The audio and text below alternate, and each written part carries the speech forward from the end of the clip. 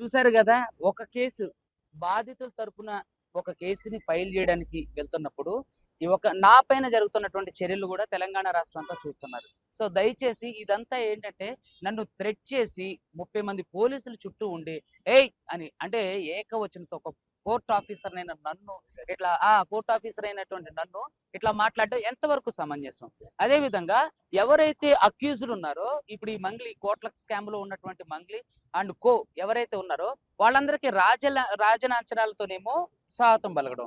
మాకేమో ఇట్లా ఇది ఈ విధంగా ప్రవర్తించడం. ఇది నిజంగా కోర్టు వ్యవస్థనే అవమానపరిచినట్టు, న్యాయవాదులందరిని కూడా అవమానపరిచినట్టు. ఒకవేళ ఆళ్ళు బ్రీత్ అనలైజర్ టెస్ట్ చేశారు. పాజిటివ్ వచ్చిందా? రాలేదు. 30% దాటితే ఏదో వచ్చినట్లు. సో, కావాలని ఈ అంశాన్ని మొత్తాన్ని కూడా ఏంటంటే పక్కదారి పట్టించడానికి ఎప్పుడైతే సింగర్ మంగ్లీ ఎవరైతే ఉన్నారో ఈ నిందితురాలు అక్కడికెళ్ళి సిపి సజ్జనార్ గారిని కలవటం తోటే ఈ సీన్ అంతా మారిపోయింది.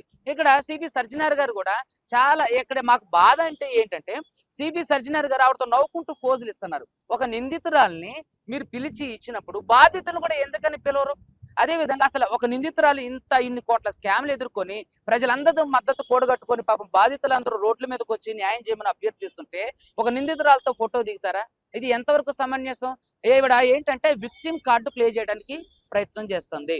ఈవిడ ఎవరైతే ఉన్నారో అంటే అక్యూజ్డ్ గా ఈవిడ ఎక్కడ కూడా పోర్ట్రే కాకోకుండా నేను ఏ తప్పు చేయలేదు, ఇదంతా అవాస్తవం, ఇదంతా నా మీద కావాలని చేస్తున్నారని చెప్పి అంటే మీడియా దృష్టిని తెలుగు రాష్ట్రాల్లో ఉన్న అంటే ప్రజల దృష్టిని మరల్చడానికి చేస్తున్నటువంటి ఒక మభ్యపరమైనటువంటి చర్య.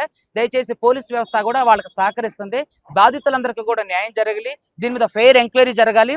ఎవరైతే నా మీద బ్రీత్ అనలైజర్ తో టెస్ట్ చేశారో ఆయన్ని ఖచ్చితంగా చట్టపరంగా శిక్షించాలి.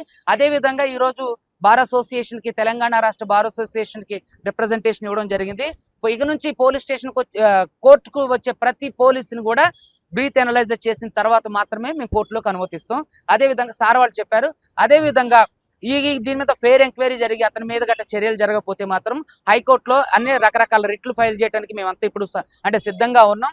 తప్పకుండా భవిష్యత్తులో ఇంకొక అడ్వకేట్ కి ఇలాంటి అవమానం జరగకోకుండా ఏదైతే అడ్వకేట్ ప్రొటెక్షన్ యాక్ట్ వచ్చినప్పుడు వచ్చిన ఈ రోజు వచ్చినప్పటికీ కూడా ఇంతటి అరాజ్మెంట్ చేస్తున్నారంటే పోలీసులు ఎంత నిరంకుశంగా పరిపాలిస్తున్నారు వాళ్ళ పోలీస్ స్టేషన్ లో మీరు అందరూ కూడా చూస్తున్నారు.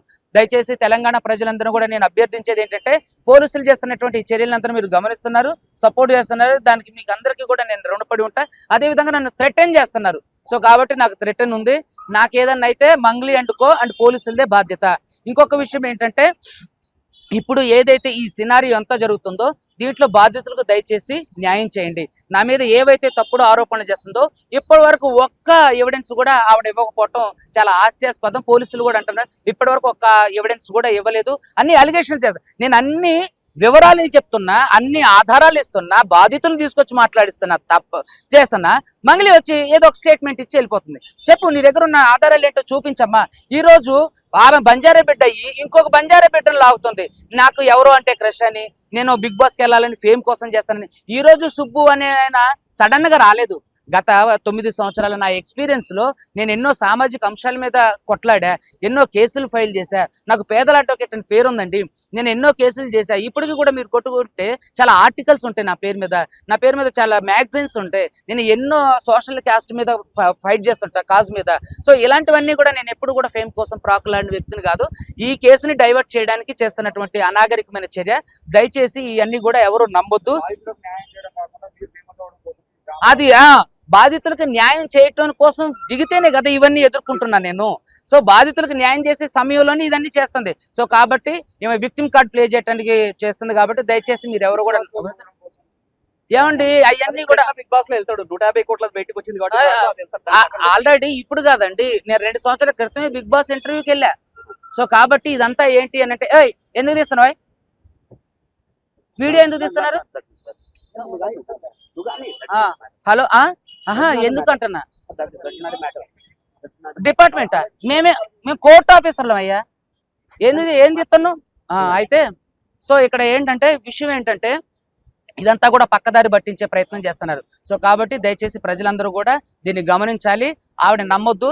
ఎవరైతే తప్పు చేసిన వాళ్ళు ఉన్నారో వాళ్ళు ఖచ్చితంగా చట్ట ప్రకారం శిక్షించబడతారు. దానికి నాది హామీ. Thank you so much.